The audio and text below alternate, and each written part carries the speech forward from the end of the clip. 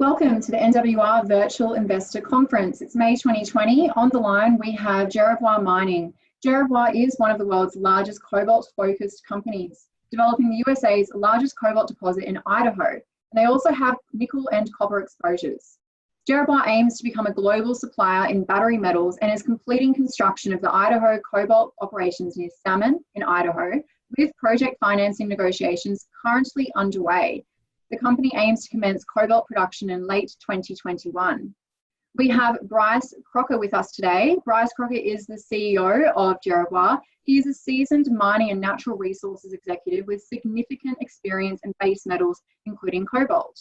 He previously held senior roles at global mining companies, Xstrata and Glencore, before joining Jervois, where he oversaw the company's mergers with M2 Cobalt and E-Cobalt last year, to significantly boost its market position. Thanks for joining us, Bryce. You can take it away from here. Thanks, Laura. Appreciate the introduction. So what I'd like to cover, good morning, everyone, or good afternoon, wherever you may be dialing in from. This is a new format for us, but we'll see how we go. Wanted to cover a couple of things today. Firstly, cobalt, the commodity, and then secondly, obviously, take you through Jervois. I mean, typically we don't talk around cobalt. If you look through all our investor presentations, any of our material since we joined in 2017, you'll find no content, zero, on the commodity.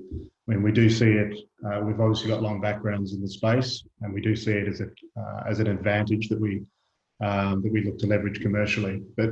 And usually, in my experience, the companies that tend to talk about the commodity, the quality, it's usually inversely proportional to the quality of the actual underlying investment, which is another reason we tend to focus on what we've got rather than the thematic per se. But I do want to start on cobalt because it is relevant today.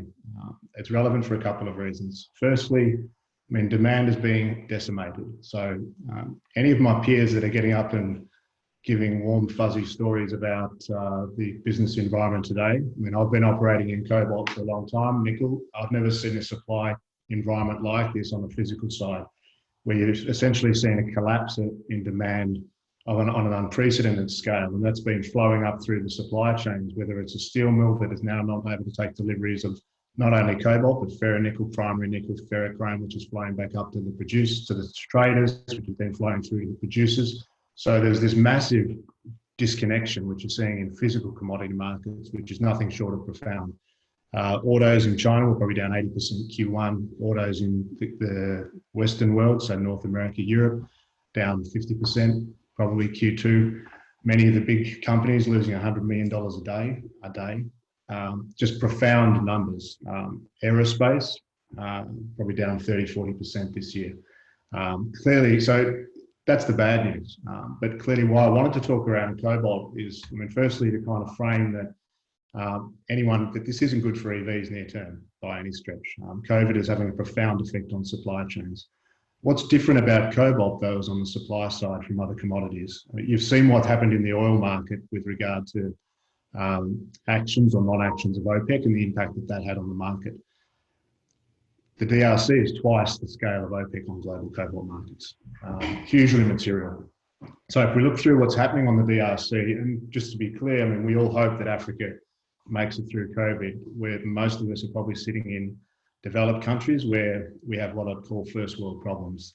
Africa is very, very different in terms of healthcare, in terms of level of overall immunity vulnerability in the population due to HIV and due to governments. So what we're seeing so far in Africa is the big mines in the DRC are staying open. Many of the smaller are starting to shut. So your Kipoys, Kitsaveris, the Sokos, etc. The big mines are continuing to operate. They're stockpiling. So you're seeing sulfur and lime coming across the border from Zambia. The border is currently open. Clearly, all the cobalt exports come out of the DRC through Zambia and out of South Africa, out of Durban. That port is currently shut. There's cobalt stockpiling at Durban. Material is finding its way out east of Africa currently. I've heard some material coming out of Mombasa, out of Dar es Salaam. Clearly the logistics out of the DRC have always been one of the problems. Why this is relevant is the importance on supply chains and the refocus on kind of security of supply chains that COVID is generating. Getting material out of the DRC is an unmitigated disaster at the best of times. $300 a tonne to get it across 2 borders, queues as far as the eye can see. Those queues are long, but the borders are open. Now you've got a situation where you've got a 14-day quarantine on either side as you come out of South Africa into Zambia, then into the DRC, then the truck drivers are coming back out of DRC into Zambia. That is impacting turnaround times. So as of today, the material's still flowing out of the DRC. The Chinese refineries probably have perhaps a month of inventory that they can work through. And clearly demand's adjusted. So there's no extreme shortage of cobalt today. But in the event that there is some instability in the DRC, Zambia, then that could change quite quickly. And obviously you do have a situation where the full impact of COVID really isn't going to be seen probably until January in that part of the world. So the thematic of EVs, the overall longer term trajectory certainly I think remains intact, but clearly in 2020 is an unmitigated disaster in terms of cobalt demand. But equally, no other commodity has this situation where you've got 3/4 of global supply coming from an unstable country. And really that's what we're looking to try and solve here at Jervois. We're looking to create a Western supply chain to support Western industry that isn't reliant on the DRC or China. On that, I'll move on to the presentation, usual disclaimer. I'll move through the slides relatively quickly. So we're ASX listed, TSXV secondary, associated with a couple of acquisitions last year. Substantial shareholder, Australian Super, large Australian institutional investor. We own management and board about 4%. None of that through the exercise of options. That's all our own money into the company. We co-cornerstoned the last equity raise with Australian Super, putting just under 3 million ourselves, and we'll continue to support the company. We own around 14% on a diluted basis. We are all compensated. We're heavily exposed on the equity side. Part of the requirement, if you come on as executive at Jervois, there's no corporate change of control payments. As an example, which is unusual in North America, 3 months maximum. So we're completely aligned with shareholders. None of us get paid if you don't make money. This slide it's comical, I think, embarrassing. So we're one of the largest cobalt companies in the globe, probably the largest on this basis if you look at it on enterprise value and take out cash. And we haven't even started yet. So this is really the opportunity and why we're doing what we're doing, because as an institutional investor, you look at this slide and you just scratch your head. All the cobalt is tied up currently, all the producing cobalt within larger groups, which is very difficult to get clean exposure to the metal. And so what we're looking to create is an investment vehicle that's got scale, substance, a management team that has experience that people can trust. Because I do think that clearly 2020 is a train wreck. There's no kind of denying that fact in terms of for the cobalt markets and markets generally.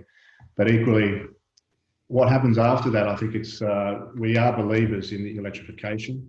It's not just being dictated by oil price. It's not just being dictated by government regulation. There's a number of initiatives. Essentially, the wave started and the electrification is going to happen. It's going to happen on a more moderate pace than what we expected in late 2019.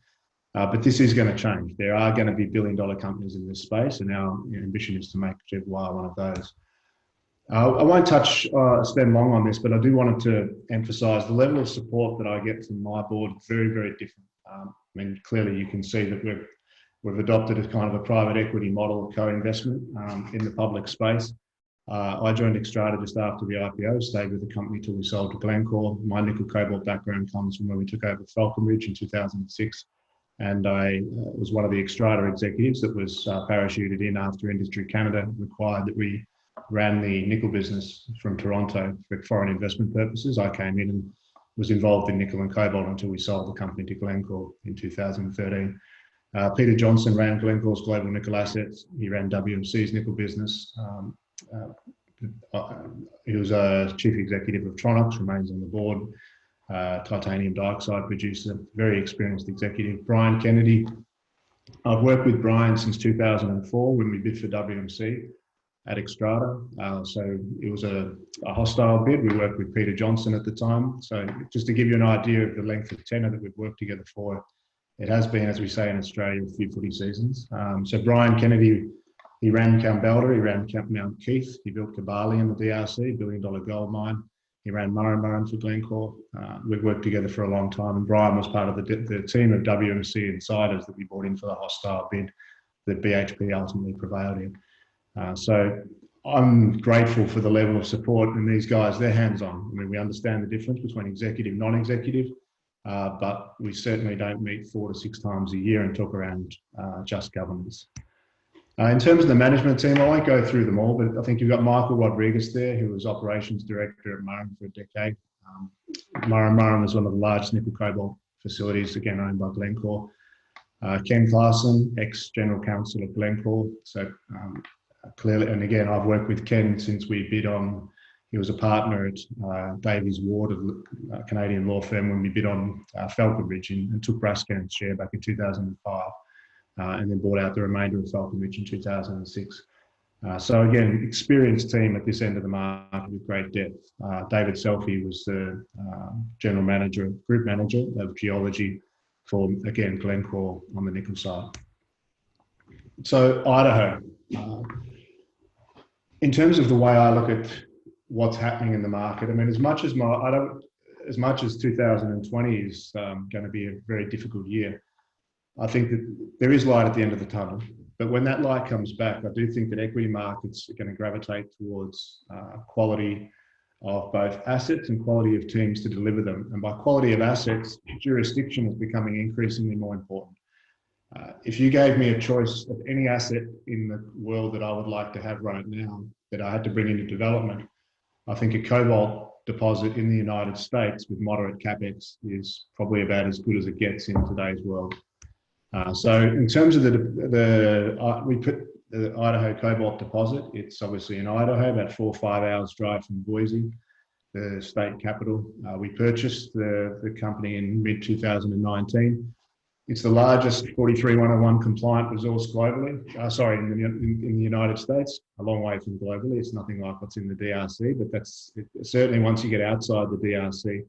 This was an asset that we identified when we came in as Jervois. There was a limited number of opportunities that we said, look, this is going to make the company and this is what we really have to get. And this was the cornerstone.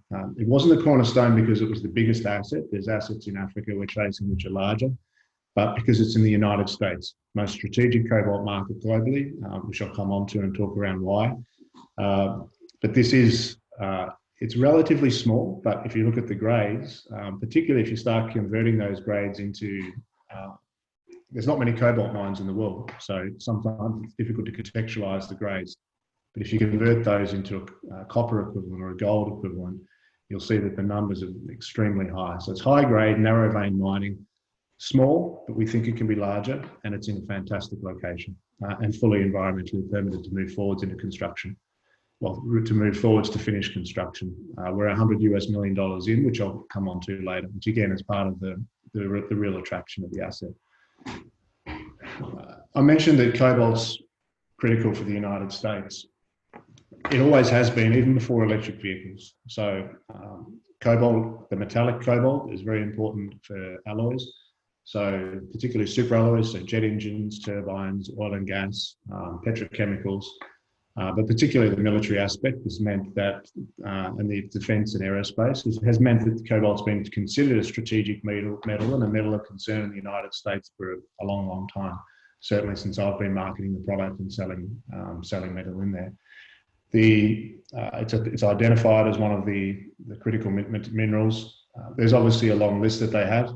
I mean, my take that there's really 2 that they care about. One, that's rare earths, which obviously gets a bit of publicity, and cobalt's really the second because of the aerospace defense angle. We presented to the US Cross-Executive Branch Subcommittee in late 2019, chaired by the White House and the DOE. Policymakers across the board, both in Australia and the US, they're looking at this situation and taking it very seriously. If you look at the chart from Benchmark Minerals here, it just illustrates the problem that the world has in terms of stability of cobalt supply. You've essentially got, as I said, 75% coming from the DRC, 80–90% of what comes from the DRC either goes into China or is controlled by Chinese marketing groups. So this is a significant problem. It's a significant problem not just politically, and what COVID has done, it's certainly forcing industry to look at their supply chains much more aggressively. So automakers in the US are no longer as willing to look across to even allied countries such as South Korea and Japan. Obviously geography matters, and it's a long way from where their manufacturing sites are going to be in the United States. So there's a huge push within industry now to look at the supply chain, to look at regional security of supply chains. And this is where the Idaho Cobalt Operations really comes to the front, because there is no cobalt production in the United States. There's some cobalt recycling, but no 100% of the cobalt that's used in the United States is ultimately originally imported. So this is where our mine could potentially, or once we're in operation, we're not going to solve that problem, and we're not going to be exporting cobalt because because we were going to be producing too much than the US requires by any stretch, because it is such an important and strategic cobalt market. But we can make a material difference to the US's security of cobalt supply, and also by default its allies. I spoke a little around grade, and the asset is unique. I mean, there's none of our peers who are listed in the West can kind of put up this slide with any pride. You've got the DRC, the great operations of the DRC. So obviously a couple that we're familiar with, such as Tenke.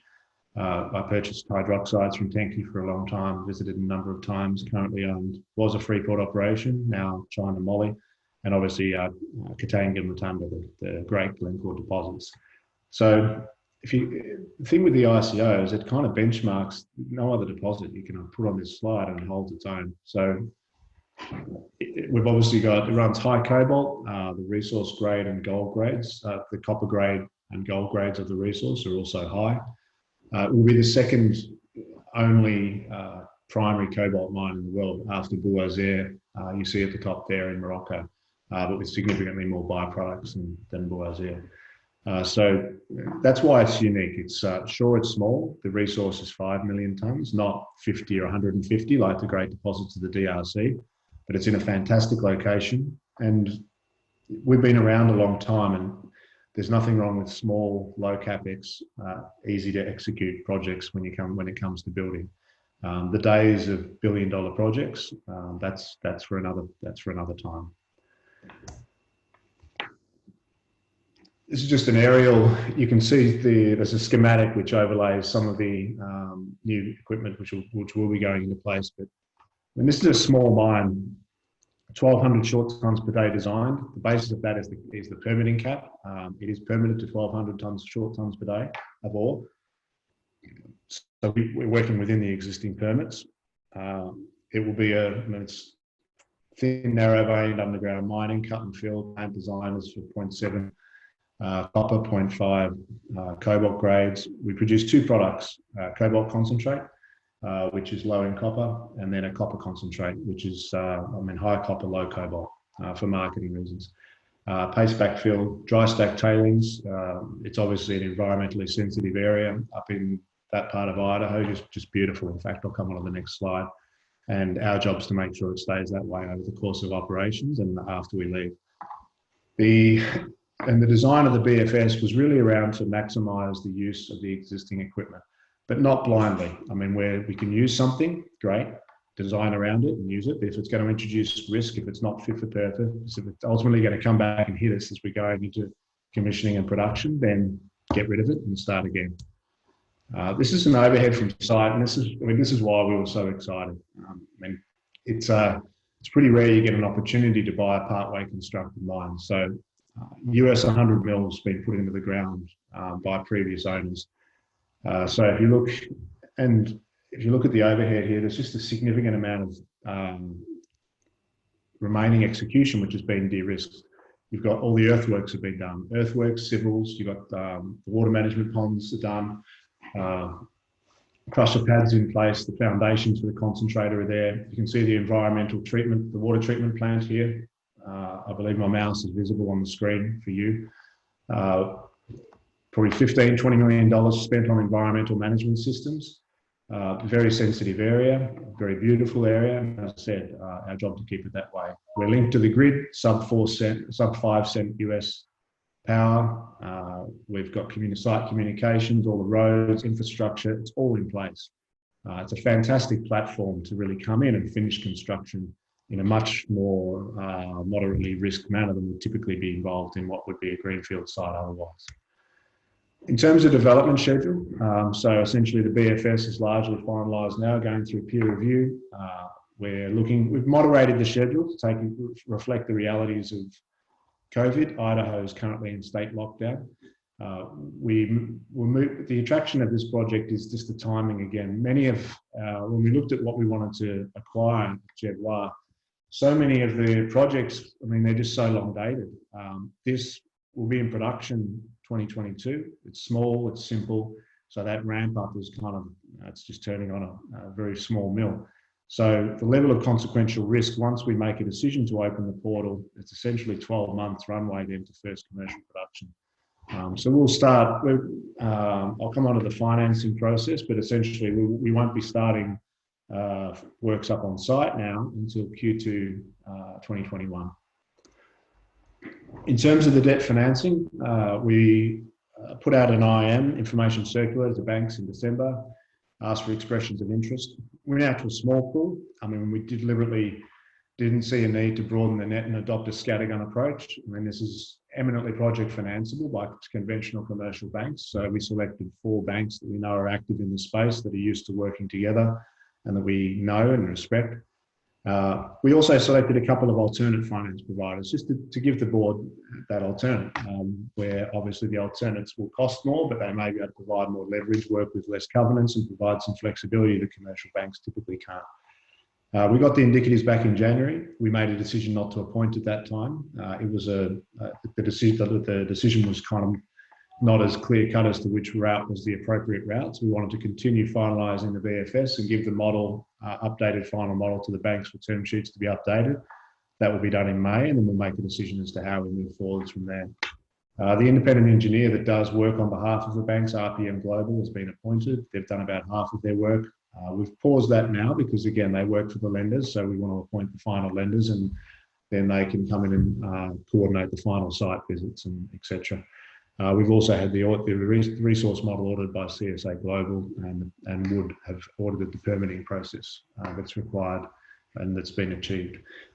So in terms of the financing process, I mean, previously we were targeting mid-year this year. That just, obviously we can't get RPM to site. It's a state lockdown in Idaho. And so it just seemed inappropriate in the current environment to be pushing hard for that. We're not in the business of trying to build a mine at a time frame, at all costs, regardless of the economic outcome for shareholders. For us, we do want to build an operating company, but we can do it in a way, and we will do it in a way that maximises shareholder value. And pushing forward aggressively with COVID wasn't the right time. So we've moderated the timetable by approximately 3 months, and now we're expecting documentary close with the project financiers around September. And on that, that's all I have to say. So if there are any questions, then... Thanks so much, Bryce. Yeah, there are a couple of questions for you that have come through. So someone or a couple of people were wondering about the AFR article yesterday regarding your talks with the US government. Can you comment on how support for the company might proceed from the US government and how you may potentially work with them? I mean, our discussions with government typically are confidential. We do operate differently to other juniors. When we sit down with presidents, we don't take photos and put them on Twitter. All I will say is that the level of engagement has been strong, both with the US government, the Australian government, and there's genuine concern about protecting supply chains, but I'm not able to talk around specifics. Fair enough. And obviously the pandemic has disrupted plans and schedules for electric vehicle companies worldwide. And we have seen that many have slowed down production. You know, others like Tesla have ramped up over the quarter in terms of their production until the point of suspension. But how flexible is Jervois about getting cobalt production to line up and match the needs of the evolving battery metals market? I mean, I think that we've got a timeline that we'll work towards. I mean, clearly you can't just switch on a mine. Our mine is much quicker. I'd say we've got once we're fully financed and we're moving ahead, then we're talking, say, 15 months rather than the 3 or 4 years of our competitors. I am optimistic and there is going to be a market for cobalt in the future. Clearly, we're very conscious of the market when we're going to move forwards in a way that maximises the value of the product. And I do think that, particularly as you look at those companies in North America, everyone's looking very seriously about the importance of having regional supply chains. I think the other aspect on COVID is, so I've mentioned, the geopolitical aspect's still there. You've obviously got the supply chain with the industry, everyone's focused on that. But the other is just jobs. The US has been decimated, and we're all seeing the unemployment numbers, which are just horrifying. And so as we're talking to Idaho politicians and as we're talking to in Washington, just anything we can do and anything we can do to help to create jobs and economic growth in the second half of 2020 and 2021. Obviously this is hugely important for everyone and we want to be a part of that. Yeah, so creating secure domestic supply chains in the US, that's obviously an important one. And would you maintain the same 2025 onwards outlook for the cobalt price as before coronavirus? Like, how has coronavirus impacted your views on the outlook for the price?